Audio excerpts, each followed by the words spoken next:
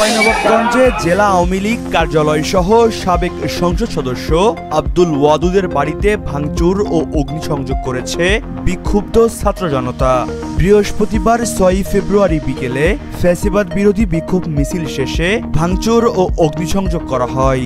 নিজস্ব প্রতিবেদক ওহিদুজ্জামান রিপনের পাঠানো তথ্য ও ভিডিও চিত্রে জানা যায়, প্রত্যক্ষদর্শীরা জানান বৃহস্পতিবার বিকেল ৩:৩০টার দিকে শহরের নবাবগঞ্জ সরকারি কলেজের সামনে জড়ো হতে শুরু করে ছাত্র জনতা। এরপর একটি বিক্ষোভ মিছিল শহরের বিভিন্ন এলাকা ঘুরে সবুজ সংঘের মোড়ে গিয়ে শেষ হয়। সেখানে বিক্ষুব্ধ ছাত্র জনতা জেলা আওয়ামী লীগ অফিসে ভাঙচুর ও অগ্নিসংযোগ করে। পাশাপাশি চাঁপাইনবাবগঞ্জ ৩ আসনের সাবেক সংসদ সদস্য ও জেলা আওয়ামী লীগের সাধারণ সম্পাদক আব্দুল ওয়াদুদের বাড়িতে ভাঙচুর ও অগ্নিসংযোগ চালায়। জেলা বৈষম্য বিরোধী ছাত্র আন্দোলনের সদস্য সচিব সাব্বির আহমেদ বলেন, শেখ হাসিনা ভারতে বসে থেকে উস্কানিমূলক বক্তব্য দিয়ে দেশকে অস্থিতিশীল করার চেষ্টা করছে।